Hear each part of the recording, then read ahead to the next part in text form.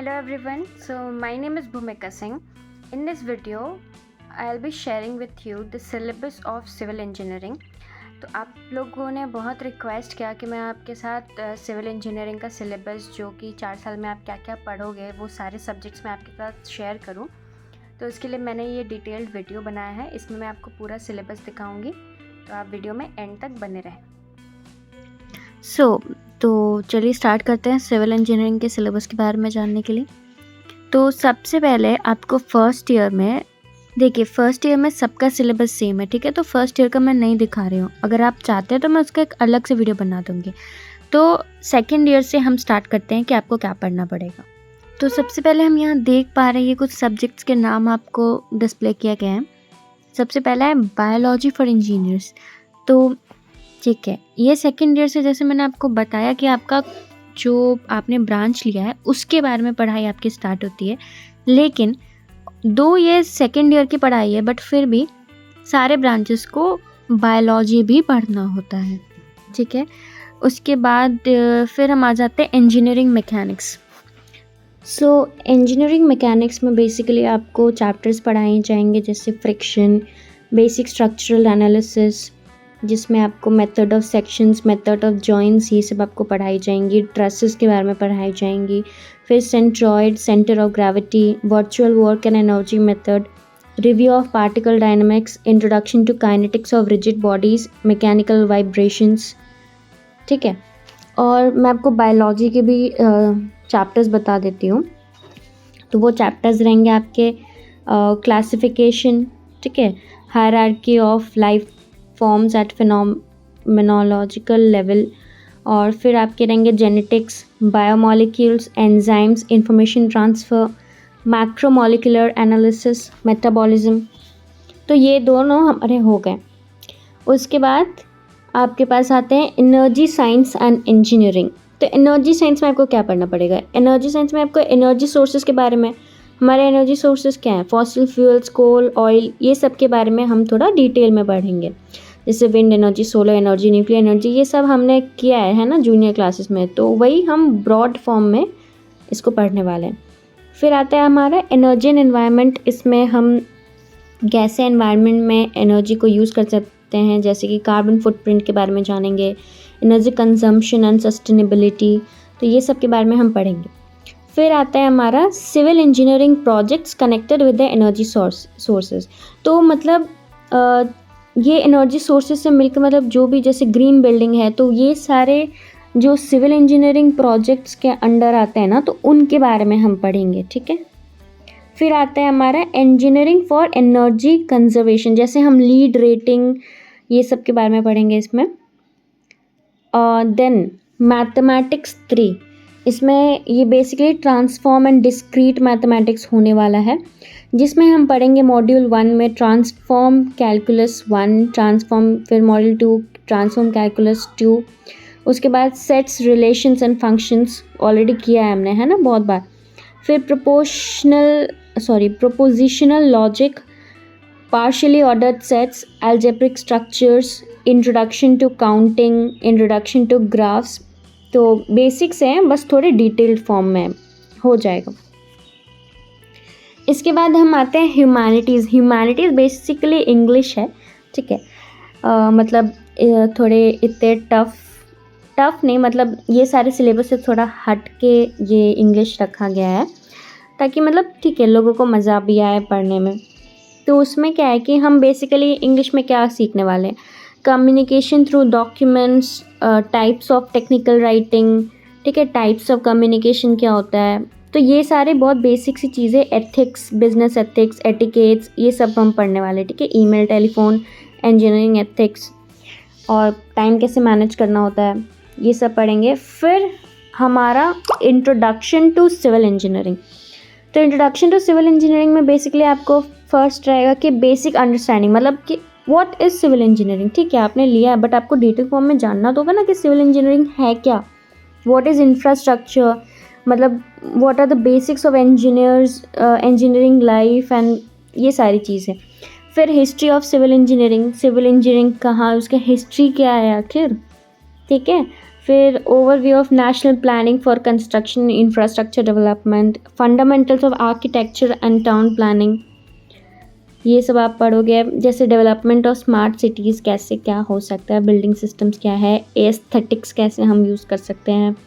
फिर fundamentals of building materials, basics of construction management and contracts management, environment engineering and sustainability, geotechnical engineering, hydraulics, hydrology and water resources engineering. तो मतलब आप, क्योंकि देखो आप civil engineering कर रहे हो तो आपको वाटर रिलेटेड थिंग्स के बारे में भी आपको इन्फॉर्मेशन होना चाहिए, तो वो हम इसमें पढ़ेंगे।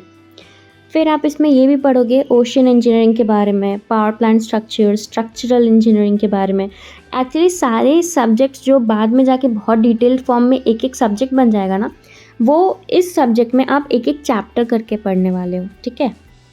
तो repairs and rehabilitation of structures, ऐसी बहुत सारी चीज़ें हैं। और फिर यहाँ पे आपका थ्योरी ख़त्म होता है। तो अब आते हैं हम प्रैक्टिकल्स पे, मतलब क्या क्या प्रैक्टिकल्स आपको कराई जाएंगे, है ना। तो सबसे पहले आपका है, आप देख सकते हो बेसिक इलेक्ट्रॉनिक्स। तो बेसिक इलेक्ट्रॉनिक्स में तो ये वाली प्रैक्टिकल भी ना सबको कराई जाएंगी, ठीक है। तो बेसिक इलेक्ट्रॉनिक्स में आपको क्या मतलब प्रैक्टिकल क्या क्या होंगे आपके, डायोड्स को कैसे हम एप्लीकेट करेंगे, सेमीकंडक्टर डायोड, ये सब के बारे में हमको पढ़ाया जाएगा। और फिर उसके ऊपर हम एक्सपेरिमेंट्स भी करने वाले हैं। Rectifier, half wave and full wave rectifiers with and without filters, then transistors के बारे में पढ़ेंगे, bipolar junction, construction operation, amplifying action, फिर वही ये सब के बारे में हम पढ़ने वाले हैं। और फिर आपका है computer aided civil engineering drawing, ठीक है। Computer aided civil engineering drawing basically आपका है कैड लैब। आपको कैड लैब में क्या कराई जाएंगे, सिंबल्स एंड साइन कन्वेंशंस। पहले तो आपको एक रफ मतलब एक आइडिया, पूरा आपको एक ट्रेलर काइंड ऑफ बताया जाएगा कि है क्या ये, कैड में क्या करते हैं। और फिर आपको मेशनरी बॉन्ड्स, मतलब English bond and Flemish bond, ये बहुत सारे type of actually design methods आपको सिखाई जाएंगे, ठीक है। बिल्डिंग ड्राइंग, पिक्टोरियल व्यू, ये सारे हम किस में करने वाले हैं, कंप्यूटर में बैठ के करने वाले हैं, ठीक है। और फिर आ जाता है आपका life science lab. Life science मतलब वही बायोलॉजी वाला, जिसमें प्लांट फिजियोलॉजी, इकोलॉजी, ये सब के बारे में, मॉलिक्यूलर जेनेटिक्स, बायोटेक्नोलॉजी, ये सब के बारे में हम देखने वाले हैं और मतलब पढ़ने वाले हैं और एक्सपेरिमेंट करने वाले हैं। तो ये हो गया आपका थर्ड सेमेस्टर, मतलब सेकेंड ईयर में थर्ड सेमेस्टर का सिलेबस यहाँ तक का था। Now let's talk about the fourth semester, यानी कि सेकेंड ईयर का फोर्थ सेमेस्टर में आप क्या पढ़ने वाले हो। तो पहला है आपका introduction to fluid mechanics. Introduction to fluid mechanics में मतलब आपको फ्लूइड स्टैटिक्स, मतलब प्रेशर एट अ पॉइंट, और फिर स्पेसिफिक वॉल्यूम, स्पेसिफिक ग्रेविटी, ये जो हमने पढ़ा था ना पहले क्लास 11-12 में, वो सब थोड़ा ब्रॉड फॉर्म में आपको पढ़ने मिलेगा यहाँ पे। Gravity, viscosity, compressibility, vapour pressure, capillarity, surface tension, fluid kinematics, fluid dynamics, dimensional analysis, flow through pipes, pipeline system, hydraulic machine. तो ये सारी कुछ चीज़ें आपको पढ़नी होंगी वहाँ पे। और फिर नेक्स्ट जो है आपका इंट्रोडक्शन टू सॉलिड मैकेनिक्स, मेरा फेवरेट, ठीक है। इसमें हम क्या करते हैं ना कि review of basic concepts of stress and strain, मतलब स्ट्रेस और स्ट्रेन तो आपने पहले पढ़ा है ना, वही फिर हम यहाँ भी पढ़ते हैं, जैसे Hooke's law, Poisson's ratio, stress strain diagram, elastic limit, ultimate stress, yielding, modulus of elasticity, factor of safety, ये सब कुछ हम पढ़ेंगे यहाँ पे। फिर सिमेट्रिक बीम बेंडिंग, बीम्स के बारे में पढ़ेंगे, बीम्स, कॉलम्स, कॉलम्स तो नहीं स्पेसिफिकली अभी, deflection of statically determinate beams, analysis करेंगे बीम का। तो ये आप जब करोगे ना तब आपको ज़्यादा से समझ आएगा। अभी मैं जो बोल रही हूँ उसमें आपको हाफ ऑफ द वर्ड समझ नहीं आएगा कि क्या है क्या नहीं है, ठीक है। फिर आते हैं हम सॉइल मैकेनिक्स। सॉइल मैकेनिक्स में मतलब हम क्या पढ़ने वाले हैं, सॉइल फॉर्मेशन, ठीक है। ओरिजिन ऑफ सॉइल क्या है, formation and types of soil, फिर सॉइल के प्रॉपर्टीज़ जानेंगे, सॉइल की क्लासिफिकेशन, ठीक है, परमेबिलिटी, सीपेज, ये सब हम, स्ट्रेस डिस्ट्रीब्यूशन इन सॉइल्स, ये सब जानेंगे। क्योंकि देखो सिविल इंजीनियर्स को सॉइल के बारे में भी पूरा आइडिया होना चाहिए ना, तभी ना हम उस हिसाब से डिसाइड करेंगे कि हमारा मतलब जो स्ट्रक्चर है वो कैसा होने वाला है, कैसा नहीं, फिर एनवायरमेंटल इंजीनियरिंग। तो एज अ सिविल इंजीनियर हमें एनवायरनमेंट का भी पूरा ख्याल रखना चाहिए कि हम एनवायरनमेंट को हार्म तो नहीं कर रहे हैं। तो उसके लिए हम क्या जानेंगे, वाटर रिक्वायरमेंट क्या है हमारा, ठीक है, जो भी चीज़ बना रहे हो, ठीक है, डैम टैंक वगैरह कुछ भी बना रहे हो ना उसका। फिर म्यूनिसिपल सॉलिड वेस्ट के बारे में पढ़ेंगे, उसको कैसे हैंडल करेंगे, ठीक है। फिर आता है हमारा सर्वे एंड जियोमेटिक्स। तो सर्वे एंड जियोमेटिक्स में हम सर्वेइंग के बारे में पढ़ेंगे, प्रिंसिपल्स ऑफ सर्वेइंग क्या है, लेवलिंग के बारे में, और भी कुछ, और भी जैसे आपका हो गया कि एडवांस सर्वेइंग के बारे में, फोटोग्रामेटिक सर्वेइंग, मतलब कैसे बहुत सारे टाइप के मेथड्स आप जब करोगे ना तब आपको पता चलेगा। फिर रिमोट सेंसिंग हो गया, डिजिटल इमेज प्रोसेसिंग, बहुत सारे आपको प्रैक्टिकली भी आप ये सारी चीज़ें करोगे, ठीक है। और फिर आता है आपका कंक्रीट टेक्नोलॉजी। तो कंक्रीट टेक्नोलॉजी में कंक्रीट से आप समझ जाओगे कि आप किसके बारे में पढ़ने वाले हो, cement, aggregates, sand, mix design, ठीक है, ये सारी चीज़ें के बारे में आप पढ़ोगे। फिर आता है हमारा civil engineering, social and global impact. तो इसमें भी मतलब जो हमने पहले किया था ना वो मतलब बहुत रिलेटेबल सब्जेक्ट लगेगा। इसमें आप देखोगे कि इम्पोर्टेंस क्या है सिविल इंजीनियरिंग का, इंफ्रास्ट्रक्चर, एनवायरनमेंट, ये सब के बारे में पढ़ना है। बहुत आसान सा सब्जेक्ट था ये। और फिर आता है मैनेजमेंट वापस से आपका वो इंग्लिश वाला चीज़, ठीक है, जैसे परसेप्शन, लीडरशिप, ग्रुप बिहेवियर, ये सारी चीज़ें कैसे होने वाली है ना, वो उस चीज़ के बारे में हम पढ़ने वाले हैं इसमें। फिर आता है फ्लूइड मैकेनिक्स। तो इसमें क्या होगा ना, आप मतलब बहुत सारी ऐसी मशीन्स रहेगी हमारे, ठीक है, ये जो भी लैब्स आप देख रहे हो ना, हर एक लैब अलग अलग है, सबका अलग अलग लैब है। तो फ्लूइड मैकेनिक्स लैब में आप देखोगे कि ऑरिफिस मीटर, हाइड्रोलिक कोएफिशिएंट, मतलब ये जब आप एक्सपेरिमेंट करोगे, जब करोगे तभी आपको समझ आएगा, ऐसे मैं बोलूँगी तो नहीं आएगा। फिर करते हैं हम सॉलिड मैकेनिक्स लैब के बारे में।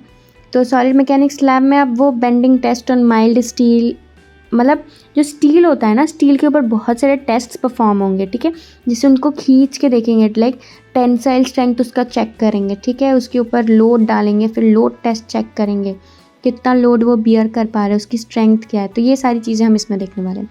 फिर आते हैं हमारे इंजीनियरिंग जियोलॉजी लैब। तो जियोलॉजी लैब में क्या होगा, ये बहुत इंटरेस्टिंग लगता है। पता है आपको क्या होगा कि आपको बहुत सारे रॉक पीसेस दे दिए जाएंगे और आप उसको हाथ में लेके देखोगे कि मतलब वो कौन सा है, लाइक वॉल्केनिक है या मेटामॉर्फिक है, ये सब आपको पता लगाना होगा। उसके स्ट्रक्चर कैसा है, उसका टेक्सचर कैसा है, तो ये सारी चीज़ें आपको उसमें बतानी पड़ेगी। Igneous rock, sedimentary rock, metamorphic rock, ये सारे आपको आइडेंटिफाई करने होंगे, उनके क्रिस्टल्स के बारे में जानना होगा। तो ये बहुत इंटरेस्टिंग लैब होता है, ये आप करोगे तो आपको बहुत मज़ा आएगा इसमें, ठीक है। फिर आता है हमारा सर्वेइंग एंड जियोमेटिक्स लैब। तो मैंने जैसे बताया कि सर्वे लैब भी होता है, तो उसमें आप बहुत सारे मतलब कैसे कैसे आप सर्वे कर सकते हो किसी पर्टिकुलर लैंड का, तो वो आपको इसमें पता चलेगा। फिर कंक्रीट लैब में वही आपका हो गया कि सीमेंट, सैंड, एग्रीगेट, ये सब के बारे में आप डिटेल में उसमें आप खुद देखोगे, उसमें एक्सपेरिमेंट करोगे, वेरियस टेस्ट परफॉर्म करोगे, तो आपको बहुत कुछ उससे पता चलेगा उस प्रॉपर्टीज़ के बारे में, है ना। तो ये हमारा हो गया सेकेंड ईयर तक का सिलेबस ख़त्म। Then we come to 5th semester यानी कि थर्ड ईयर में आपको क्या है, सबसे पहले आपको डिज़ाइन ऑफ आरसी स्ट्रक्चर्स। तो मतलब आपने जो स्ट्रेंथ ऑफ मटेरियल्स पढ़ा था ना, उसी में आप फिर इसमें और डिटेल्ड वे में और बाकी चीज़ें करोगे, ठीक है, जैसे working stress method, limit state method, slab design, beam design, column design की सारी चीज़ें करोगे, ठीक है। फिर उसके बाद है हमारा इंजीनियरिंग हाइड्रोलॉजी। मैंने बताया था ना हमको वाटर रिलेटेड स्ट्रक्चर्स के बारे में भी काम करना होगा, तो हमको उसके बारे में तो पढ़ना पड़ेगा। तो वही आप हाइड्रोलॉजी के बारे में पढ़ोगे कि ग्लोबल वाटर बजट क्या है, कैचमेंट एरिया के बारे में, रेनफॉल डेटा, ये सारी चीज़ें, रन ऑफ, फ्लड। फिर आता है हमारा स्ट्रक्चरल एनालिसिस। अभी एक नया चीज़, मतलब नया क्या है, जो आपने सोम पढ़ा था ना, मतलब स्ट्रेंथ ऑफ मटेरियल्स, उसी के और अलग फॉर्म का है। जैसे कि बेसिक ऑफ स्ट्रक्चरल एनालिसिस हम पढ़ेंगे, जैसे बेसिकली हम इसमें एनालिसिस करेंगे पोर्टल फ्रेम, आर्चेस, केबल्स, ये जब आप करोगे तब आपको समझ आएगा। फिर सॉइल मैकेनिक्स 1 हमने किया सेकेंड ईयर में, ठीक है। सॉइल मैकेनिक्स 2 अब हम करते हैं थर्ड ईयर में। और भी चीज़ें हैं ना सॉइल के बारे में जानने के लिए, वो एक बार में ख़त्म नहीं हो पाएगा। तो हम वापस से करते हैं। तो इसमें कंसोलिडेशन, कंपैक्शन, अर्थ प्रेशर, ये सारी चीज़ों के बारे में हम, सेटलमेंट कितना होगा, अगर ऊपर से बहुत लोड है, मतलब जितना लोड होगा उस हिसाब से क्या सॉइल कितना सेटल हो रहा है कुछ पर्टिकुलर ईयर्स में, वो सारा चीज़ें हम जो कैलकुलेट करेंगे ना वो सब रहेगा। और फिर एनवायरमेंटल इंजीनियरिंग 2, मतलब वापस से आपको एनवायरनमेंट के बारे में और भी चीज़ें पढ़ने होंगे, जैसे सीवेज सिस्टम के बारे में, ठीक है, waste water treatment, sludge handling, ये सब बहुत बेसिक चीज़ें करोगे, मज़ा आएगा। और ट्रांसपोर्टेशन इंजीनियरिंग के बारे में भी, ठीक है, तो ट्रांसपोर्टेशन इंजीनियरिंग के बारे में पढ़ेंगे हम कि कैसे हाईवे डिज़ाइन होता है, हाईवे अलाइनमेंट, ट्रैफिक इंजीनियरिंग के बारे में पढ़ेंगे, ये सारी चीज़ें, बहुत स्कोप है। फिर अब आते हैं हम लैब के बारे में। तो लैब सबसे पहले हमारा होता है आरसी डिज़ाइन सेशनल। तो जो आप आरसीसी पढ़ोगे ना उसके बारे में आपको डिज़ाइनिंग वगैरह के बारे में आप इसमें वापस से प्रैक्टिकली पढ़ोगे, कैलकुलेशंस करोगे। फिर आता है हमारा सॉइल मैकेनिक्स लैब। तो सॉइल मैकेनिक्स लैब में आप जो भी चैप्टर्स पढ़ रहे हो ना उसमें जो आप देखोगे कि कैसे कैसे क्या हो रहा है, जो प्रोसेस है वो सारे प्रोसेस को एक्सपेरिमेंट करके आप वहाँ पे खुद करोगे, ठीक है। जैसे आप डिटरमाइन करोगे कि ग्रेन साइज़ क्या है ना, कोएफिशिएंट ऑफ परमेबिलिटी क्या है, शेयर स्ट्रेंथ क्या है सॉइल का, तो सारी डेंसिटी टेस्ट सब कुछ करने वाले हो। फिर है आपका एनवायरमेंटल इंजीनियरिंग लैब। तो एनवायरमेंटल इंजीनियरिंग लैब में पर्सनली मुझे भी तो बहुत मज़ा आता था। इसमें क्या करते थे हम, जैसे डिटर्मिनेशन ऑफ पीएच, जैसे हम ना जगह जगह से वाटर सैंपल कलेक्ट करके लाते थे, ठीक है। तो वहाँ पे क्या होता है कि डिफरेंट टेस्ट परफॉर्म किए जाते हैं वाटर के ऊपर, और फिर हम पता लगाते हैं उसका पीएच क्या हो सकता है, उसका कॉन्सेंट्रेशन क्या है, हार्डनेस कितना है, एसिडिटी कितना है, ठीक है। ये सारी चीज़ें पता लगाई जाती हैं। फिर ट्रांसपोर्ट इंजीनियरिंग लैब। तो ट्रांसपोर्ट इंजीनियरिंग लैब में आपने देखा होगा ना, जब रोड बनता है तो एक ब्लैक कलर मटेरियल जो होता है ना, वो सारी चीज़ें आप इसमें पढ़ने वाले हो, उसमें मतलब एक्सपेरिमेंट्स करने वाले हो बेसिकली, ठीक है। तो जैसे penetration test, softening point test, ductility test, ये बहुत कुछ चीज़ें आप करने वाले हो। फिर आता है हमारा computer applications in civil engineering. तो अगर आपको ऐसा लगता है ना कि जैसे कंप्यूटर वाली चीज़ है वो सिर्फ आईटी वालों लोग के लिए या सीएससी वालों के लिए, तो ऐसा नहीं है, ठीक है। आप सिविल में होके भी बहुत सारे हमारे सॉफ्टवेयर पे आप काम करके आप सॉफ्टवेयर फील्ड में अपना जॉब ले सकते हो। जैसे हम इसमें क्या क्या सॉफ्टवेयर सीखेंगे, स्टैट प्रो, ऑटोकैड तो हमने बताया, फिर एचएमएस, बहुत सारे होते हैं, एमएक्स रोड्स, तो बहुत सारे ऐसे पढ़ोगे आप स्प्रेडशीट्स के बारे में, प्रोग्रामिंग लैंग्वेज भी होते हैं इसमें, ठीक है। तो वो सब चीज़ इसमें पढ़ना होता है। तो देखिए ऐसे सिलेबस करते करते हम थर्ड ईयर में भी आ गए, 6th सेमेस्टर के बारे में जानते हैं। तो सबसे पहले आपका सब्जेक्ट है कंस्ट्रक्शन इंजीनियरिंग एंड मैनेजमेंट। तो कंस्ट्रक्शन इंजीनियरिंग एंड मैनेजमेंट में आपको बहुत मज़ेदार सब्जेक्ट है सच में, मैंने अभी भी इसका एग्ज़ाम दिया है। तो इसमें आपको पढ़ना पड़ेगा planning, regulations and bylaws, fire protection. देखो यहाँ तक आने तक ना आपको बहुत ज़्यादा आइडिया हो जाता है ऑलरेडी सिविल इंजीनियरिंग के बारे में है क्या, तो ये आप एक बार पढ़ लोगे ना तो बहुत आसानी से आंसर कर पाओगे ये सारी चीज़ों का। फिर ठीक है, मैनेजमेंट वगैरह।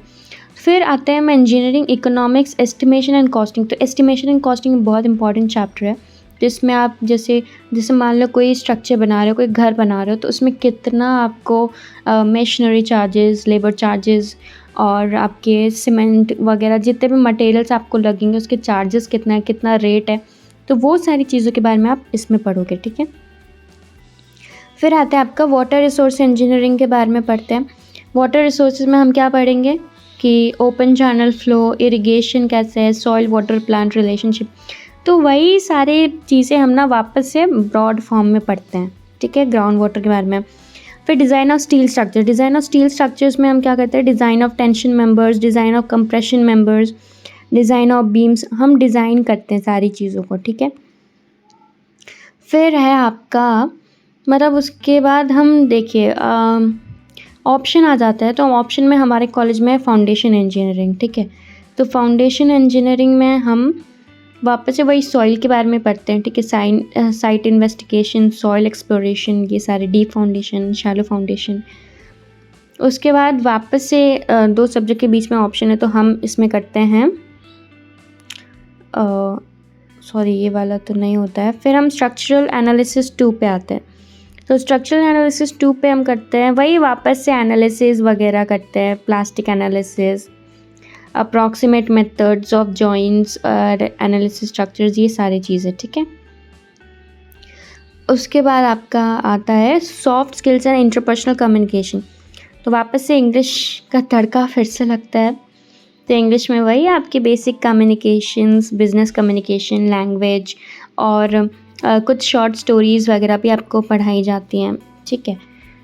तो और फिर अब आते हैं हम, तो प्रैक्टिकल में आपको वही देखने को मिल जाएंगे, वाटर रिसोर्स इंजीनियरिंग लैब, ठीक है, फिर स्टील स्ट्रक्चर डिज़ाइन लैब, फिर quantity survey estimation and valuation, ठीक है। तो ये सब आपको देखने को मिल जाएंगे। अब हम आते हैं 4th ईयर के सिलेबस पे। तो 4th ईयर में ना आप पढ़ोगे ये सारे इलेक्टिव्स हैं, फिर उसमें हम क्या पढ़ते हैं, हम आपको बताते हैं। मेट्रो सिस्टम एंड इंजीनियरिंग, ठीक है, मेट्रो सिस्टम के बारे में हम पढ़ेंगे, नीड क्या है मेट्रो का, ये सब। फिर उसमें इलेक्ट्रॉनिक्स एंड कम्युनिकेशन इंजीनियरिंग के बारे में भी थोड़ा सा पढ़ेंगे हम। फिर मैकेनिकल और टीवी, एसी, ये सब कुछ। फिर आईसीटी फॉर डेवलपमेंट, आईसीटी के बारे में, यूज़ ऑफ आईसीटी क्या है, ये टेक्नोलॉजी डेवलपमेंट। फिर साइबर लॉ एंड एथिक्स के बारे में पढ़ेंगे। और फिर कंप्यूटेशनल हाइड्रोलिक्स, उसमें क्या है कि फाइनाइट डिफरेंस में मतलब कुछ मेथड्स आपको पढ़ने पड़ेंगे। फिर डिज़ास्टर प्रिपेयर्डनेस एंड प्लानिंग, फिर हाइड्रोलिक स्ट्रक्चर्स के बारे में, मतलब तो ये आप देख पा रहे हो जैसे मैंने स्क्रीन पे दिखाया हुआ already, repair and rehabilitation of structures कैसे होते हैं, फाइनाइट एलिमेंट मेथड, ठीक है। और ये सारे आपको दिख जाएंगे, जब आप करोगे तो आपको और अच्छे से समझ आएगा। तो ये सारे हो गए पेमेंट डिज़ाइन, ठीक है। फिर आते हैं हम 4th ईयर के 8th सेमेस्टर, लास्ट सेमेस्टर। तो इसमें है कि professional practice, law and ethics, तो again it's all about English. और फिर हम करते हैं जीआईएस एंड रिमोट सेंसिंग कैसे होते क्या नहीं, वो सारी चीज़ें हम पढ़ने वाले हैं। फिर आता है हमारा rock mechanics, composition of rocks वगैरह हम पढ़ेंगे। फिर एनवायरमेंटल लॉज एंड पॉलिसी क्या है, पेमेंट मटेरियल्स, जो सॉइल एग्रीगेट है, इन सब के बारे में वापस से, bitumen binders. Then we have human resource development और organizational behavior, again this is all about English, ठीक है। लीडरशिप क्या है, ऑर्गेनाइजेशनल पॉलिटिक्स वगैरह। फिर डीप फाउंडेशंस के बारे में हम पढ़ेंगे, ground water contamination, earthquake, urban transport, ठीक है। तो ये सारी कुछ चीज़ें हैं जो हम पढ़ने वाले हैं। तो यहाँ तक था हमारा ये 4 इयर्स का सिविल इंजीनियरिंग सिलेबस। अगर आपको वीडियो अच्छा लगा हो तो please like, share and subscribe, और अपने बाकी दोस्तों को भी भेजो जिनको जानना है सिविल इंजीनियरिंग का सिलेबस क्या है उसके बारे में। और अगर आपको और भी कुछ इन्फॉर्मेशन चाहिए हो तो आप नीचे कमेंट सेक्शन में आप अपना डाउट पूछ सकते हो, या फिर नीचे दिए गए गूगल फॉर्म को फिल करो और आपको जो भी जानना है आप मेरे को पूछ सकते हो, ठीक है। और भी ऐसे वीडियोज़ के लिए आप मुझे बता सकते हो, आइडियाज़ दे सकते हो, मैं आपके लिए वो लेकर आऊँगी। थैंक यू, तब तक के लिए bye bye and all the best. और मैं आपको सिलेबस का PDF डिस्क्रिप्शन बॉक्स में दे देती हूँ, ठीक है।